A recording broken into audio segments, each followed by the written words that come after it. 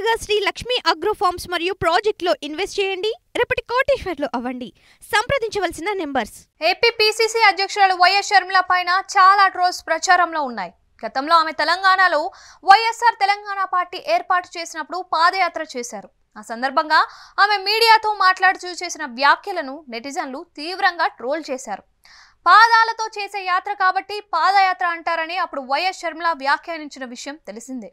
అలాగే తన అరచేతిని చూపుతూ దీన్ని గుప్పిటాని ఎందుకంటామో తెలుసా, ఇది పిడికిలి కాబట్టే అంటూ వ్యాఖ్యానించి ట్రోల్ అయ్యారు. అలాగే ఆంధ్రకు షర్మిలకు తెలంగాణకు పని ఏంటి అంటూ తనపై వచ్చిన విమర్శలకు స్పందిస్తూ ఆడపిల్లని ఎందుకంటామో తెలుసా, ఈడపిల్ల కాదు కాబట్టి అక్కడ పిల్ల కాబట్టి అంటూ షర్మిల వ్యాఖ్యానించారు.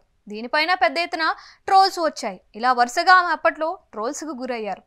తాజాగా మరోసారి ట్రోల్స్కు గురయ్యారు ఆమె. తాజాగా ఆంధ్రాలో వరద పరిస్థితులపై మాట్లాడిన ఆమె మరోసారి ట్రోలర్స్కు చిక్కారు. ఇప్పుడు రైనీ సీజన్ అంటేనే రైన్స్ వచ్చే సీజన్ అని షర్మిల వ్యాఖ్యానించారు.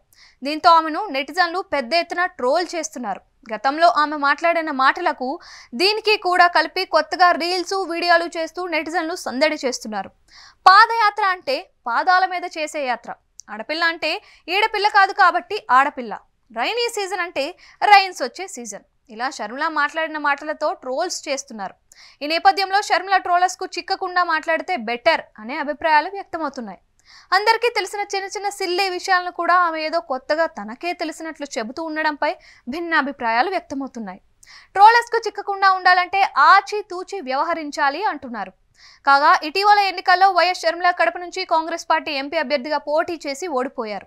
ఆమె ఆ ఎన్నికల్లో 3వ స్థానంలో నిలిచారు. ప్రస్తుతం ఏపీ పీసీసీ అధ్యక్షురాలుగా ఉన్న ఆమె రాష్ట్ర ప్రభుత్వం పైన తీవ్ర విమర్శలు చేస్తున్నారు. అలాగే బాలీవుడ్ నటి కాదంబరి జత్వానీ వ్యవహారంలో తన సోదరుడు వైసీపీ అధినేత వైఎస్ జగన్, ప్రముఖ పారిశ్రామికవేత్త సజ్జన్ జిందాల్ పైన షర్మిల తీవ్ర విమర్శలు ఎక్కుపెట్టారు.